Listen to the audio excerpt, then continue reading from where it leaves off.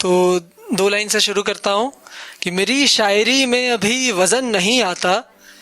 मेरी शायरी में अभी वज़न नहीं आता, दिल नहीं टूटा मेरा अब तक करीने से।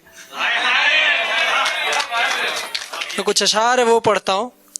गमे जिंदगानी का था हमको सोग और लग गया है उस पर ये सुखन का रोग, और एक मैं ही तो नहीं कि जिसका दिल ही जल गया, एक मैं ही तो नहीं कि जिसका दिल ही जल गया, है मुझसे इस दहर पे कितने ही लोग और। एक तरफ को तप है जो शैलजा करे है, शैलजा यानी माँ पार्वती, एक तरफ को तप है जो शैलजा करे है, एक तरफ को ठहरा है जोगी का जोग और। अरमा और जुस्तजू से न मिलेगी वो तमन्ना, चढ़ाना होगा उनको हमें दिल का भोग और। एक नज़्म है वो पढ़ता हूँ। रूप सलोना सांवल सांवल, उसकी खुशबू संदल संदल, उसकी आंखें काजल काजल, उसके गेसू बादल बादल, गाल गुलाबी मखमल मखमल, नैन नक्श सब अफजल अफजल, उसका छूना मलमल मलमल, उसका हंसना छलबल छलबल, बातें सारी चंचल चंचल, बोल शराबी कोमल कोमल, चाल नशीली पायल पायल, आंखों वाले पागल पागल, उसका चर्चा जंगल जंगल, बरगद बरगद पीपल पीपल,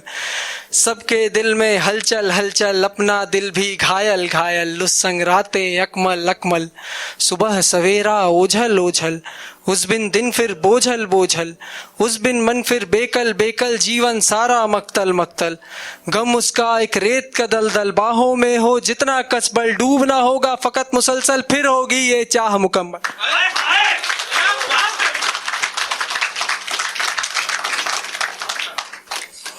कुछ अशार है वो पढ़ता हूँ। मेरी जान में जान आई है हर बार तेरे आने पर, मेरी जान में जान आई है हर बार तेरे आने पर, मुझको तो खुदा मिल गया वस्ल में तुझको पाने पर,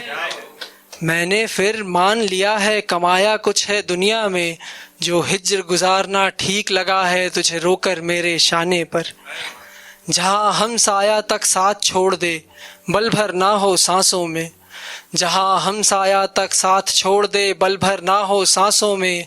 ऐसे मंजर पार हुए हैं एक बस ना घबराने पर। ये अशार देखें कि जब सारी कौमें जंग को मजहब, जब सारी कौमें जंग को मजहब, तलवार को मौला समझेंगी,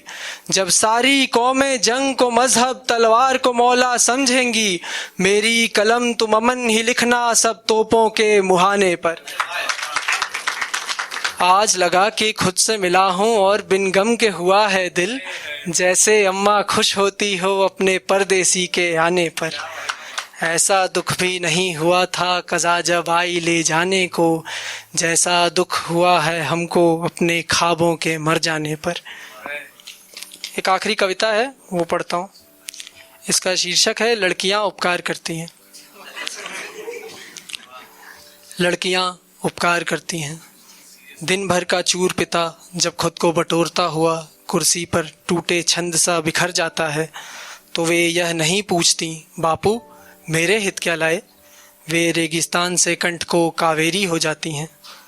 दुनिया से हारा कोई स्याही का सिपाही जब आ सिमटता है जननी की गोद में, तब उनके रुई सरीखे हाथों में ब्रह्मा का संचार हो आता है, ठीक, और वे आटे सा बिखरे मनोबल को फिर से सान देती हैं, ठीक वैसे जैसे सदियों से लड़कियां शांति आ रही हैं। लड़कियां उपकार करती हैं जताती नहीं, जैसे वायु हर श्वास में प्राण देकर नहीं जताती, जैसे सुमन सौरभ दे नहीं जताता, जैसे सूर्य प्रकाश चंद्र शीतलता दे नहीं जताता, जैसे माँ चक्की में गेहूं संग पिस नहीं बताती उसकी पीड़ा कितनी है, जैसे फगुनिया नहीं बताती 7 माह का गर्भ लिए गांव के दूसरे छोर चमरौटी के कुएं तक जाने में उसके पांव कितना दुखते हैं, जैसे खेत काटने गई जमुना के देह पर जो नाखून के जख्म हैं वो इसकी आत्मा को कितना नोचते हैं, जैसे दफ्तर से घर लौटती अदिति को चमकती आंखें और टपकती जीभ कितना डराती हैं। वे यह सब नहीं बताती क्योंकि कुछ लोग चिंता में न डूबे, नहीं जताती ताकि परिवार भूखा न सोए, नहीं बताती कि एक उसके बोलने से पूरे चमरौटी को अग्नि का भोग बना दिया जाएगा, नहीं बताती कि कुछ पिता उसकी छोटी बहन को दुनिया देखने से न रोकें। लड़कियां उपकार करती हैं, मैं अक्सर सोचता हूँ वे कितना सहती हैं, नहीं कुछ कहती हैं, हर प्रहार को होंठ सिले बर्दाश्त करती हैं।